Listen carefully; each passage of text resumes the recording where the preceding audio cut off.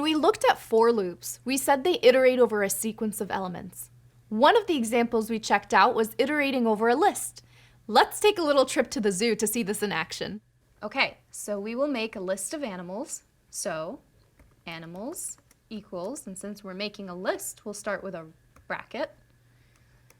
And we'll add lion, zebra, dolphin, and monkey. And end the list with another bracket. Chars equals 0. And we'll start a loop.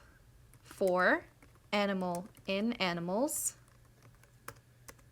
2 spaces, chars, plus equals length of animals.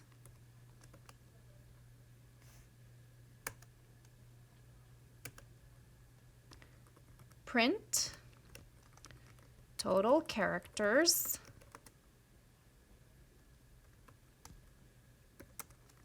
average length dot format chars length animals. In this code, we're iterating over a list of strings. For each of the strings, we get its length and add it to the total amount of characters. At the end, we print the total and the average, which we get by dividing the total by the length of the list. You can see we're using the len function twice, once to get the length of the string, and then again to get the amount of elements in the list. What if you wanted to know the index of an element while going through the list? You could use the range function and then use indexing to access the elements at the index that range returned. You could use a range function and then use indexing to access the elements at the index that range just returned. Or you could just use the enumerate function. Winners equals, we'll make a list, Ashley, Dylan, and Reese, and close the list. For index person in enumerate winners, print curly brackets dash curly brackets dot format index plus 1 person. The enumerate function returns a tuple for each element in the list. The first value in the tuple is the index of the element in the sequence. The second value in the tuple is the element in the sequence. You're the real winner with the enumerate function. It does all the work for you. Pretty useful, right? Let's use all of this now to solve a slightly more interesting problem. Say you have a list of tuples containing 2 strings each. The first string is an email address, and the second is the full name of the person with that email address. You want to write a function that creates a new list containing 1 string per person, including their name and the email address between angled brackets, the format usually used in emails, like this. So, what do we need to do? We'll start by defining a function that receives a list of people. Def full emails takes the argument people.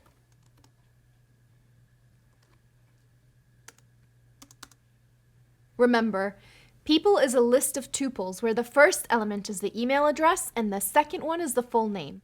So, in our function, we'll first create the variable that we'll use as a return value, which will be a list, and we'll call it result.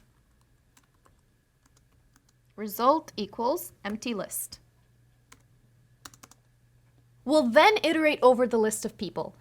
We know this list contains tuples of 2 strings each, so we'll unpack the values directly when iterating in variables that we'll call email and name.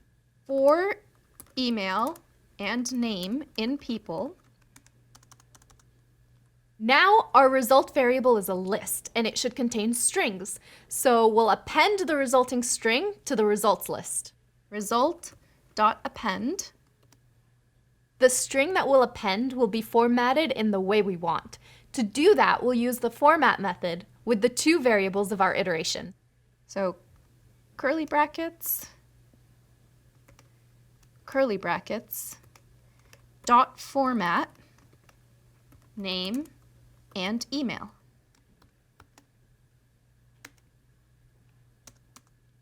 Once we're done with the iteration, we'll return the list, which should now contain all the necessary emails. Return result. Will this work? What do you think? Let's try it out. Print full emails. alex@example.com.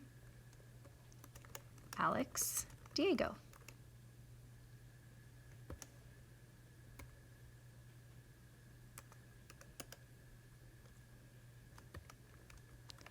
Shay@example.com is the email, and we'll call Shay Brand as the name.